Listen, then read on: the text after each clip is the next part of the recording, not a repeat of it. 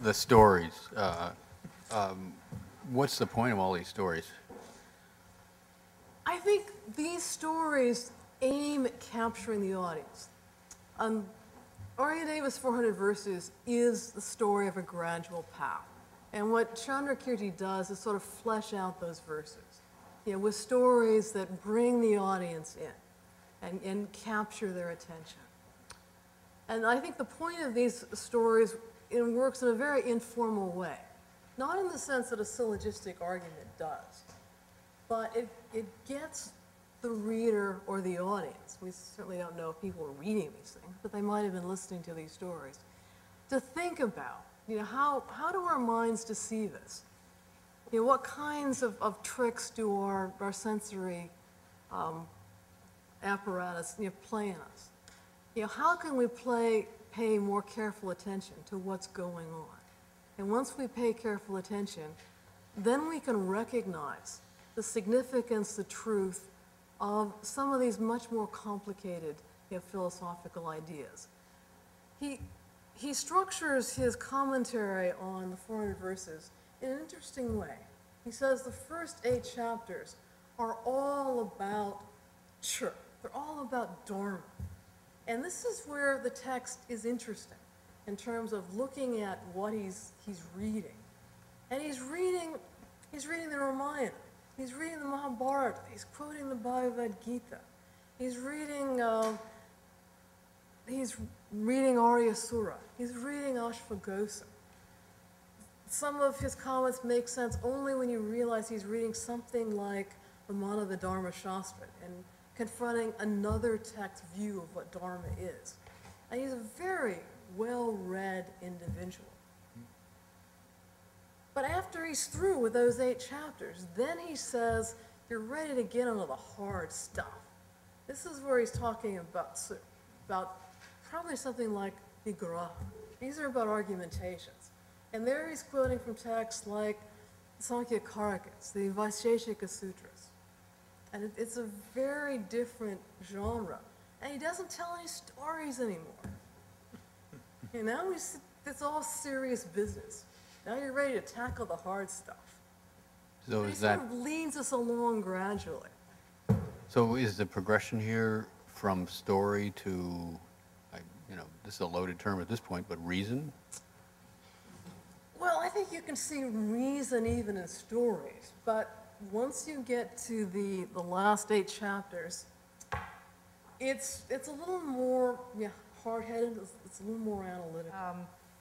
If I heard you correctly, it sounded like Chandra Kirti said this type of debate. I'm not sure what type we're talking about, but there's a certain type of debate, and I'm not sure if when I say that, I mean a certain kind of debate structured by certain types of syllogisms, or if I mean about certain kinds of topics, or clearly you focus on... It may be both. Clearly, I think he's saying that there's a certain kind of style, and using syllogistic reasoning. I mean, he knows how to play that kind of game, but he's just not interested in doing it. And maybe that sets him, as Kevin might say, on the margins of history here, because clearly syllogistic reasoning was the way to go. Well, there was a lot of prestige associated with various kinds of debate logics and so on. But I mean, if he goes on in the second half of the work and engages in debate in a serious manner, how do we reconcile it, or how do you reconcile it? Well, the way he looks at it is to really set these ideas out and just start shooting them down. But I think underlying all of this rational argument about trying to find some way of presenting his philosophical project is something I think that's very hard for us to access. And I think he takes very seriously the notion that when you're dealing with wisdom, it is, traditionally it's truth in mai, it's based on what you hear and process, it's chintamai, it's based on what you reflect on. But eventually, it's bhavanamai. Sure. You need to meditate on it. Right. And I have no idea what it's like to have a non-conceptual thought. Closest I've probably come was when my brother was a teenage drug dealer and gave me this LSD pill. And I found myself engaging the world in quite a different way. You know, engaging in an interesting conversation with a squirrel. But it certainly wasn't non-conceptual. Yeah. So I don't know. But throughout this entire text, there's constantly reference to becoming disciplined. He uses the word yukta. He talks about yogins who's, even though he never uses the word yogi pratyakta as Shakya Chodan does, or as Dignaga does, I think there is some sort of assumption that there is some kind of special perception that yogins have that us ordinary people don't have. And this sort of bears in mind, what is it, the second verse of the 9th chapter of the Bodhicharyavatara, where Shantideva says the views of the yogins, they sort of cancel out the views of ordinary people. And that's a sort of hierarchical thing. And it's this sort of gradual moving upwards. And I think he clearly buys into that project. I'm just curious whether you have any thought on what Chandra Kirti's recourse to stories, what, if anything, it tells us about how he understands or uses conventional truth. I mean, this would seem to be a sort of case study in how, in his appeal to all that we can conventional deal with is truth. conventional truth and conventional language. And that's what we're left with. And we have to make the case, make the arguments, capture the audience, and try and persuade them. I mean, some of these stories are just bizarre. I've never heard so many stories about automatons. I mean, there's another story. What is it that you're translating, automaton? Just There's one part in the text where we actually do have the Sanskrit, and it's yantra. And it's and apparently in another story, there's some kind of village where people are really skilled at making these things. And this smartass decides to send a monk to this village. And he tells the monk, don't say anything to these people. When you go out on your begging rounds, don't say anything. And so he sends this monk out to this village of automaton makers. And because the guy isn't saying anything, he's walking, they think this is a marvelous automaton. It's better than anything we've ever created. Unfortunately, he eventually opens his mouth and ruins the whole thing. But I have no idea where there were these villages where they were making these wonderful machines. But have you not decided what the significance of these stories are, or have you decided that, which you seemed to indicate to me a minute ago, but maybe I misread this, that they're not that important? They're like, I said, are they kindergarten things? And you more or less seem to say yes. I mean, are they important or not? I think they're important. Have I totally decided on this? No, I haven't. I've been wandering in the wilderness for 3 years, being an administrator. In yeah, no kidding. In the end, no. soon I'm going to be out of that wilderness, and then I get to think, and I get to read, I get to write, and I'm going to start seriously considering all of these things. All right, well, I have an intuition. They're important. Yeah, I think well, they are. okay, we think mind-to-mind transmission here. There's something nice about these two papers. There's a weird kind of book ending. Weird enough. That's Yeah, definitely weird, right? I mean, one of them kind of starts with analysis and ends up with, Heideggerian phenomenology, right? Where we start thinking and then we decide that we've got to see things. And the other one begins with seeing and then goes into thinking.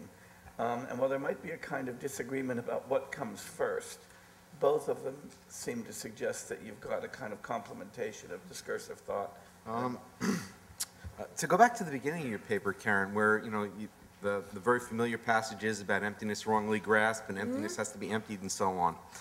If that's the case, what sense does it make to talk about emptiness as an ultimate truth, which has been stated in this room today? Emptiness is an ultimate truth. If it's something you discard, if it's a tool which is not used, and to kind of repackage Mario's question from earlier, does reason have a svabhava? I'm probably not the best person to answer that. I mean, I'll sort of channel Dan over here and Mark Sideritz, who made the comment, the ultimate truth is there is no ultimate truth. I can't do any better than that. It's good. I like that. But I think it's kind of for you, Kevin. Could you maybe tell us, remind us from that congressional hearing that we saw earlier, was it the case that that your response to the senator was that that all the doxographic texts that you've read from the Tibetan traditions place Madhyamaka as the highest? Yes, okay, definitely as the highest. And just thinking about what Slava was just asking about that paper, you know, it's very characteristic of that era, Longchenpa, Tsongkhapa, Gorampa, to say all sorts of things about positions of people like Tsongnakpa, the 11th, 12th, 13th century figures that we formerly had no way of evaluating. And so you get this kind of stuff published all the time, unfortunately, but whereas now we actually have text by a number of these people and can evaluate who had theses and who interpreted that expression to have no theses in which way. And do you know a little bit about the work that Cyrus Stearns did, and then also Jeffrey Hopkins about Jonangpa and how they rework that? Because a couple of colleagues here had a question about that. Yeah, what I've seen anyway is the classic Jonangpa position is that to jettison Chandra Kirti, to claim essentially that Great Madhyamaka means authors up to a certain point historically in India predating Chandra Kirti, including a host of figures that we typically identify as Yogacara authors, and that, you know, essentially tying it to I'm not certain where he falls in this actually, but it's essentially tied to the decline of the Dharma sort of logic, that at a certain point around Chandra Kirti the Dharma declines, and it's pretty much identified with Chandra Kirti, that correct understanding has just fallen off the table. And so that, I mean, that's a very interesting exception. I'm not sure that falls under doxographical literature. I'm not sure how we would consider that. Chandra, right? I think, excuse me. So he talks about, he starts with sutra system, talks about gradualists and simultaneous, basically about Chang, and then moves to Tantra as well. And so it's a very different type of daxography, but it does exist. So that's also very interesting, you know. And then within Tantra, you're talking about Dzogchen, of course, and Dzogchen is on the very top. So not everybody is trying to reconcile somehow Tantra or other systems with Madhyamaka. And another interesting person I'm working on, the Shakchukdan guy, his main claim is that at least one type of Yogacara, Alikakaravada and Nisabhavada, they're the same. They come to the same point. So he does not place Nisabhavada above Yogacara in general, but actually trying to reconcile them. So it's a very different take on that. But what he ends up saying, actually, believe it or not, is that Nagarjuna did not teach ultimate truth at all in his Ikto, in his Yukti corpus. He posited only, whatever he posited through reasoning is not real ultimate truth. It doesn't mean that his reasoning does not lead to that truth, but what he posited is not the real ultimate truth. So it's just as a tool of getting there, but when you get there, it's beyond, you know. Yeah. So I understood from the paper that that Longchenpa sees 3 routes that will get you to where you need to go. I think they were like basically through Great Madhyamaka, then something like Tantra, and then Dzogchen. Is that Mahamudra and then Dzogchen? Okay.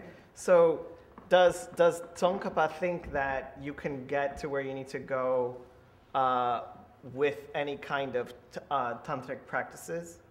Sure. Do you need to first get it through Chandra Kirti? Yeah. Yeah. So you can't practice it. So he'll see that first, to even do Tantra, you need to get this prasangika straight. So that's his way to fix it up. No Tantra till you've done your philosophy. Okay, but then You can't have could dessert your till you eat your philosophy vegan. get you all the way there, or you need to do philosophy as a propedeutic to then do Tantra? No, philosophy doesn't get you there, but for Tsongkhapa, he has a different view of the non-conceptual understanding of the ultimate. For him, there are two important views in Tibet, one or three, I would say, about how to explain the non-conceptual realization. One is what people take to be Chandra kirti, which is a kind of no object whatsoever, which you kind of really notice is no object, nothing.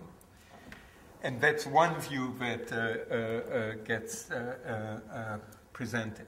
The other view is the view of Shakya Chöp, and you can read it there's similar view in Nyingma, but it's not the same, which is a view of the realization of the ultimate as this kind of self-realization of the clear knowing mind, and so on. That's the second view. And then the third view is Tsongkhapa's view, which is that the direct realization of the ultimate is the realization of how things are in a cognitive way.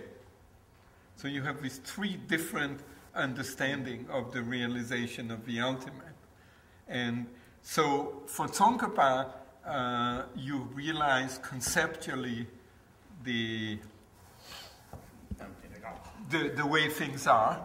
And then after you go to Tantra, and Tantra is supposed to help you to get to the direct realization. I guess you get the conceptual becomes a kind of model which informs the non-conceptual states that you produce through tantric manipulation of wind and so on. It's really drops. important that those are the same object, apprehended in two different ways. That's what's distinctive about Tsongkhapa's system. That the object of conceptual apprehension of emptiness and the object of non-conceptual apprehension of emptiness are exactly the same object that's seen in two different ways. But if you just see it conceptually, you haven't seen it all the way. Well, you've seen it. You just haven't But seen it in the are way you that's completely thereby transformative. attained Buddhahood? No, you haven't seen it. No, you haven't seen it. You've apprehended it. You've apprehended it conceptually. Yeah. Okay. It's like drawing an inference that something is present versus actually seeing that thing. So it's the same like thing we're Jan's, talking like about. I went through this step to see this four-dimensional geometric form, but I haven't actually seen it. Yeah. So reason's not good in the middle. No, reason's totally cool in the middle. No, reason's not sufficient in the middle. The middle isn't sufficient for the end. The middle isn't sufficient for Why the if end. you're calling the middle? But the important thing is that, for Tsongkhapa, just going for non-conceptual apprehension is no good at all, because it doesn't really constitute knowledge, because you don't have any way of conceptualizing, integrating, making any use of it. It's one thing to see something, it's another thing to know what you've seen. And so for Tsongkhapa, the conceptual stuff is absolutely important. You can't short-circuit it and go straight for the non-conceptual. No headphones. One thing too, that's very interesting about Tsongkhapa's view is that for him, reasoning is so crucial for realizing emptiness, and the same emptiness you realize conceptually. But then you cannot do without Tantra. Final step has to be Tantra. Yeah. So you cannot go around that. So you need Tantra in order to move to Buddhahood. That's one thing. Another thing I wanted to notice is that he's very unique in that way, because in Sakya tradition, for example, or in other traditions, you can get in different ways to the same emptiness, right? For example, you can get there through reasoning, through Madhyamaka reasoning. You can get there through special instructions, very simple instructions on, how to contemplate on the nature of mind and so forth, that are not linked with reasoning. And you can also get through different tantric means, such as empowerments and so forth. So there are lots of other ways. But for Gelukis, it has to start with reasoning. There is no other way.